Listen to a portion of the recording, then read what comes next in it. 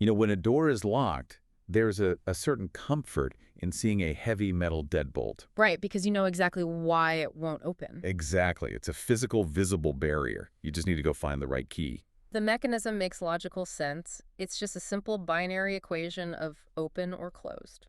But then you look at the modern job hunt, especially if you are a seasoned professional, someone over 40. You are standing in front of a door that looks wide open. The neon sign on the front literally says, "We are urgently hiring." Yeah, but you can't get in. Right?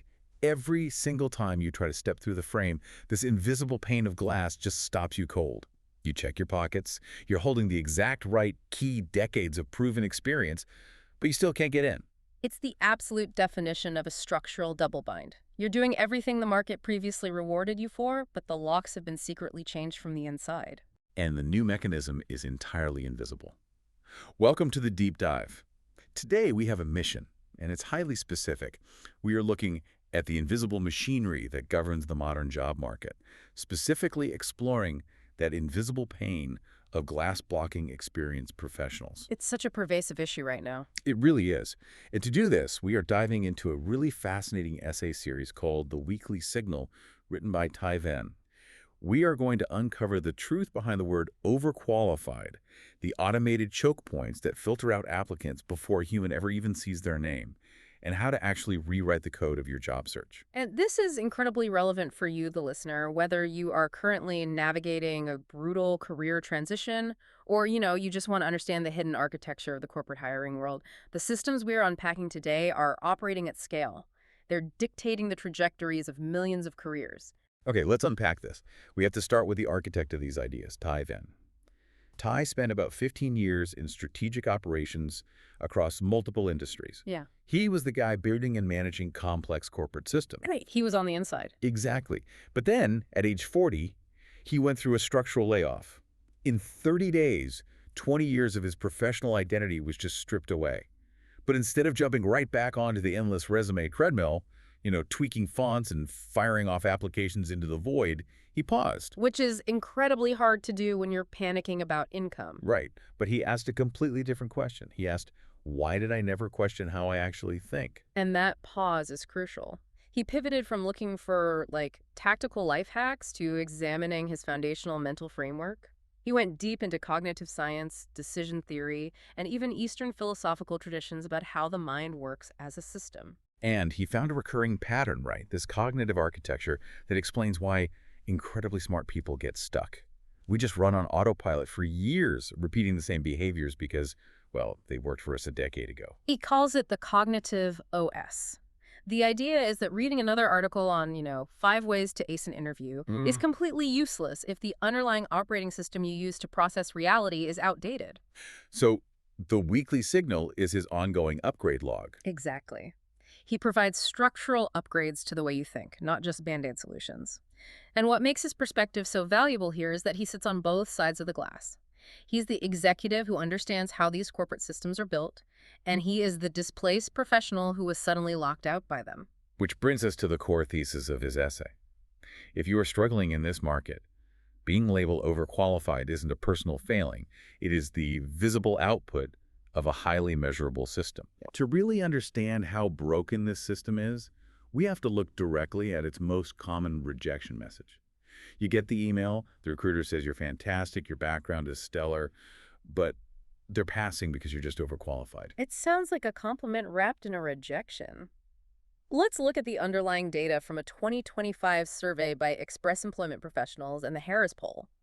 It shows that 75% of hiring managers genuinely believe overqualified hires will struggle to stay motivated. 75%, that's huge. And 74% fear they are flight risks, meaning they assume you will leave the second a better paying offer comes along. I mean, on a purely human level, you can understand that apprehension. If you are managing a team, you don't want to spend 6 months training someone just to have them jump ship because they were only using your job as a waiting room. Right, those are legitimate business concerns. But the critical twist is that the corporate system also uses the term overqualified as a legal safe proxy for age discrimination. Ah, there it is. Think about the mechanics of the bias. A 28-year-old applying for a role slightly below their current level reads to a hiring manager as ambitious or scrappy or willing to learn. But a 46-year-old doing the exact same thing reads as desperate or temporary. Exactly. The behavior is identical. The interpretation completely shifts based on a single demographic variable. It's like being told you can't buy a standard, reliable commuter car because you hold a professional race car driving license. It sounds like a compliment. Wow, you're a race car driver, you're way too skilled for this sedan. But at the end of the day, it just means you are still walking home in the rain. That's a great way to put it. And the courts have explicitly recognized this dynamic. The Second Circuit Court of Appeals ruled in a landmark case, Taggart v. Time, Inc., that overqualified can function as a code word for too old. Oh, wow. They literally put that in the ruling. Yes. The Equal Employment Opportunity Commission lists terms like too senior or wanting someone more junior as euphemisms for age discrimination. In fact, in 2023, Exact Sciences Laboratories had to pay a $90,000 settlement because a recruiter explicitly told a candidate he was overqualified and they wanted someone more junior who could stay for years to come. They said the quiet part out loud, and it cost them 90 grand. Exactly. But that leaves the applicant in a really maddening spot. How can you, as the applicant, actually diagnose whether a specific employer has a legitimate flight risk concern, or if they are just using overqualified as a legal shield to filter you out based on your age? What's fascinating here is that Venn engineers a solution to that exact ambiguity. He provides a diagnostic framework with 4 questions to test the rejection. First, look at the interview itself. Did they ask about your salary expectations and long-term plans? Like, did they actually try to figure out if you'd be happy with the pay cut? Right, or did they skip straight to the rejection? Because if they genuinely thought you were a flight risk but loved your skills, they would at least try to feel out your commitment. They would ask, hey, this is a step down in pay. Are you okay with that? So if they just reject you without asking, it was never about the flight risk. Precisely. The next diagnostic metric is to look at who they actually hired. If the person who eventually fills the role has half your years of experience and far fewer qualifications, their rationale that they needed a closer match completely collapses. They didn't want a closer match, they wanted a younger demographic. You got it. And what about the language in the job description itself? Because I see these bizarre phrases all the time now. That's the third test. Did the original posting use age signal phrases? Terms like digital native or seeking a high-energy culture fit? Oh, digital native is such an incredibly specific coded phrase. It basically implies you were practically born clutching a smartphone. If you learned how to code on a desktop computer, you're supposedly not native to the digital world. It signals that the age filtering happened in the drafting of the job description, long before you ever clicked apply. And the final diagnostic is timing. Were you rejected early in the process or after multiple strong rounds? Late-stage overqualified rejections are the clearest signal of proxy use. Oh man, this one hurts. Let me trace the logic here. If I get rejected after 4 rounds of interviews, that means the human interviewer sitting across from me clearly liked me, they saw my value. Right. But somewhere along the line, a higher up or the broader HR algorithm kicked in and said, no, the demographic profile doesn't match our targets. The human wanted to hire you, but the system intervened. Which brings us to the deeper layer of this problem. If overqualified is the final human rejection, we have to examine what is happening before you even get to a human. Because for a vast majority of people listening to this, they aren't even getting to the interview stage to be told they are overqualified. They're just waking up to an automated rejection email sent at 2 in the morning. Exactly. Systematic bias can be mapped and tracked. Right. If you've been tweaking your resume font for the 50th time this week trying to please an algorithm, you know exactly how hollow and exhausting this feels. So let's talk about the ATS, the applicant tracking systems. I always hear people blaming the evil AI overlords for rejecting their resumes. We really need to dispel that myth. The World Economic Forum notes that 90% of employers now use these automated screening tools. But a comprehensive Harvard Business School study found that the software itself isn't inherently biased or malicious. The machines aren't judging your soul. No, not at all. Instead, the software executes flawed, human-defined criteria at an incredible, unforgiving scale. Let me try an analogy here. The ATS isn't an evil artificial intelligence. It's more like a digital bouncer at a club. And this bouncer has a highly specific, very dumb checklist. I like that. Right? So if the checklist says must wear a blue shirt and you show up in a custom tailored tuxedo, the bouncer doesn't possess the judgment to know the tuxedo's nicer. He just sees not blue and slams the door in your face. That is the perfect way to conceptualize it. It is rigid Boolean logic. And because it operates on strict logic, Venn maps out 5 specific choke points where this digital bouncer filters out older workers. The first is graduation date parsing. Oh, I hate this one. 79% of hiring managers who admit to considering age say they calculate it simply by looking at your college graduation year. So your 1998 bachelor's degree isn't even being read as an educational credential anymore. The system is just using it as a math equation to guess that you were around 50 years old. This specific mechanism is so pervasive that 3 states, New York City, Colorado, and Connecticut, actually banned employers from asking for graduation dates on job applications in 2025, specifically because they act as naked age proxies. Wow. But for the rest of the country, that filter remains active. Very active. Okay, so time is weaponized against you. What about the actual work experience? If a job asks for 10 years of experience and I bring 20, shouldn't that massive surplus of skill override the graduation date bias? Logic would suggest yes, but the ATS operates on experience length inference, which is the second choke point. Let's say a job requires 8 to 12 years of experience. The ATS reads your 22 years. In programming terms, 22 does not fall within the integer band of 8 to 12. It triggers an out-of-bounds error. Exactly. The machine has no concept of bonus value. You fail the logic gate and are instantly rejected. My expertise literally breaks the machine's parameters. Yeah. That is wild. And I imagine money plays into this too. If they think I have too much experience, they probably assume I'm too expensive, even if we haven't discussed salary. That is the third choke point, salary band assumptions. The system scans your title history.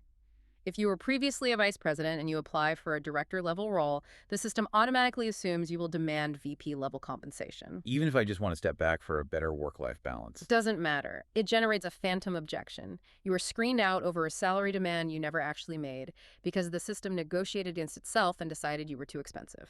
I am losing negotiations I'm not even invited to. That's incredibly frustrating. What is the fourth filter?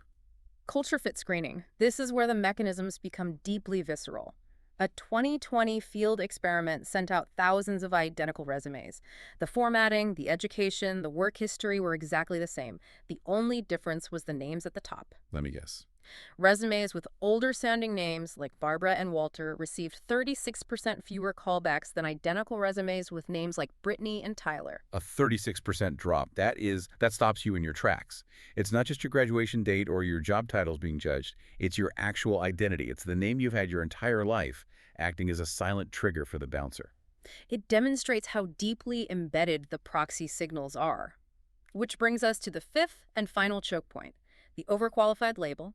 It is the final filter, and notably, it's the only one that actually provides an explanation to the candidate. Right. So by the time a human tells you that you are overqualified, you have already successfully survived 4 invisible automated attempts to screen you out. It's an absolute gauntlet, and the math backing this up is incredibly grim. What are the numbers? A 2023 meta-analysis published in the journal Collabra looked at 13 different hiring studies. They found that for applicants over 40, callback rates dropped by roughly half compared to 30-year-olds with the exact same qualifications. Half. Yes. To put it in plain English, if a 30-year-old has a 90% chance of getting an interview based on their skills, your chance drops to a coin flip simply because of your birth year. The odds ratio plummets from 0.89 down to 0.50. Here's where it gets really interesting to me. If the system is this rigged, if the digital bouncer is tossing my resume in the trash based on integer bands and phantom salary negotiations, why does every single career coach on the internet tell me to update my LinkedIn or customize my resume for every job?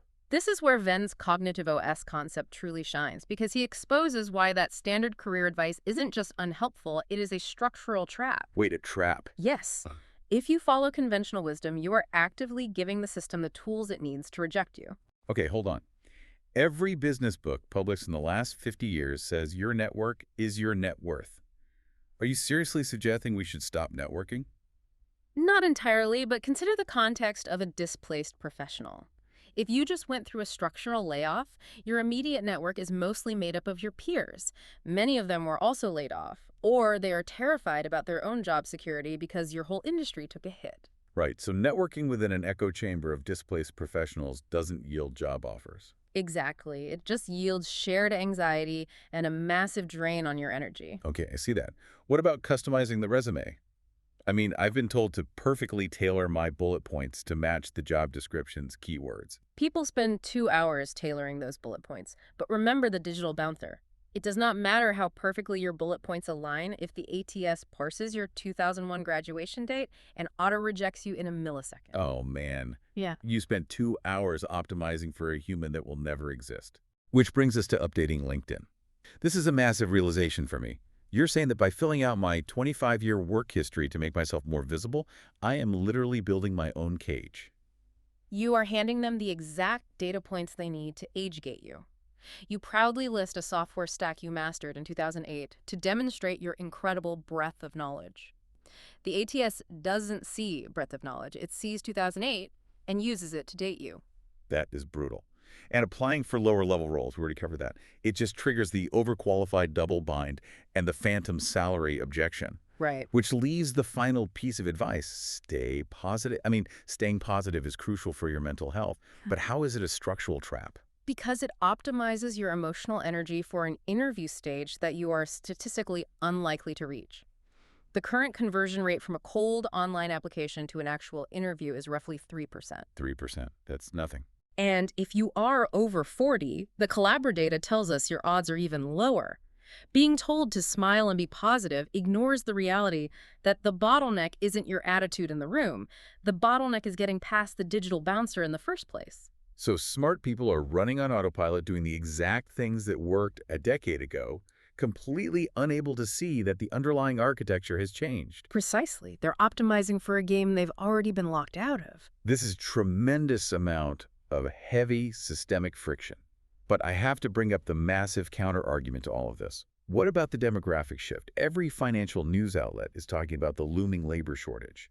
If there simply aren't enough workers, won't companies be forced to drop this age bias because they will be desperate for bodies? It is the strongest counter-argument, and we need to look at it objectively because the numbers are staggering.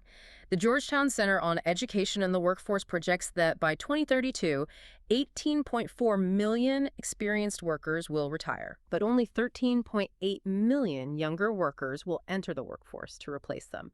That is a massive deficit of human capital. And it's not just raw numbers, right? It is the type of knowledge being lost. Yes, a recent Stanford AI study illuminates this perfectly. They looked at the demand for software developers. They found that demand for entry-level developers recently dropped by nearly 20%. Why? Because of AI. Exactly. Because artificial intelligence is getting incredibly proficient at basic task execution. It can write the foundational code, but the demand for experienced developers stayed completely stable. Because AI struggles with tacit knowledge.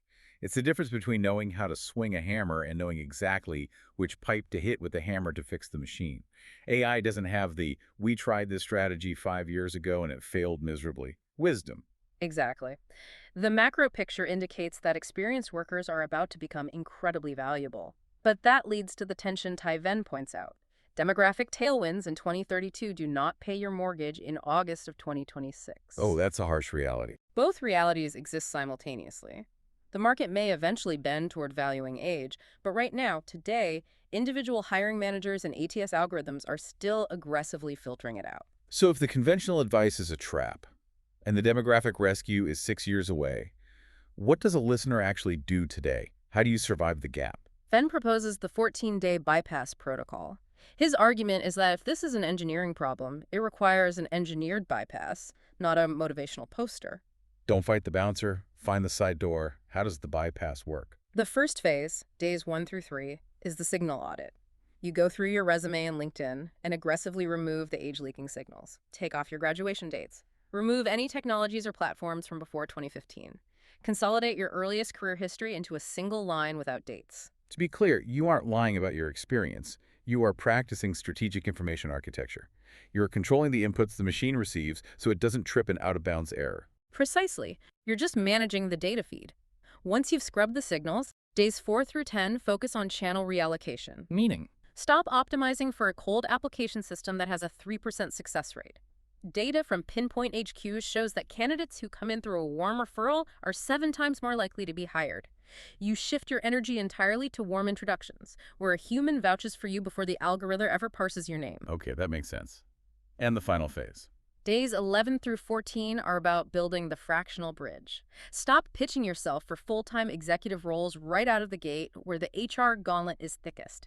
Instead, pitch 3-month fractional contracts to Series B through D Let's companies. define that for a second. Series B or C companies are mid-stage startups. They just got a massive influx of venture capital funding, they're growing fast, and they have incredibly complex, messy problems. Yes, they desperately need the adult supervision and tacit knowledge you possess. But crucially, they usually aren't big enough yet to have installed rigid, fully automated Workday HR filtering systems. Exactly. They value the speed of a contract over the bureaucracy of a full-time hire. You bypass the ATS completely, prove your immense value over 3 months, and bridge your way into the organization. So what does this all mean? I hear this protocol, and logically it sounds brilliant, but I have to push back here. Is it really as simple as just hacking the system? Or is this strategy a luxury for people who already have a massive financial safety net? Because pitching a 3-month consulting gig sounds great if you have money in the bank. This raises an important question, and you are hitting on a crucial reality. Baffinen addresses this directly in his own pre-mortem of the strategy. He is very honest that strategy requires margin. Yeah.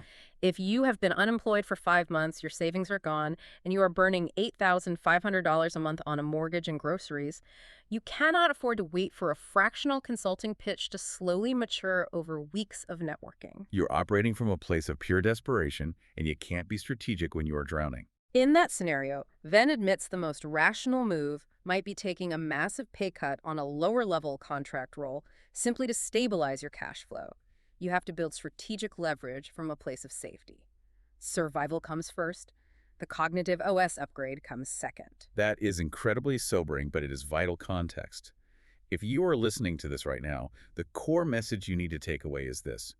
If you are over 40 and struggling in the modern job hunt, it is not a reflection of your worth.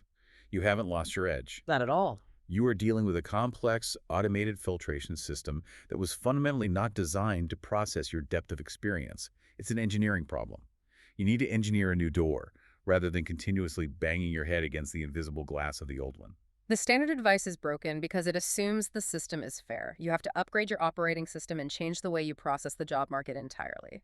And as we wrap up, I want to leave you with one final, slightly provocative thought to mull over. We talked about how AI is rapidly replacing entry-level task execution. Yeah, that Stanford study. Right.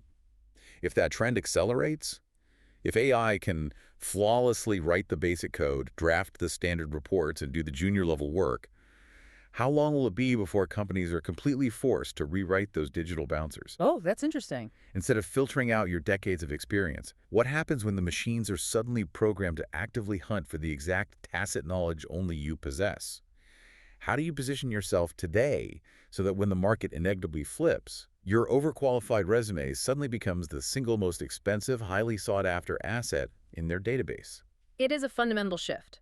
The very thing they currently view as a liability will become their most critical premium asset. Something to think about the next time you look at that locked door. As always, we're here to help you upgrade how you process the world, one stack of sources at a time.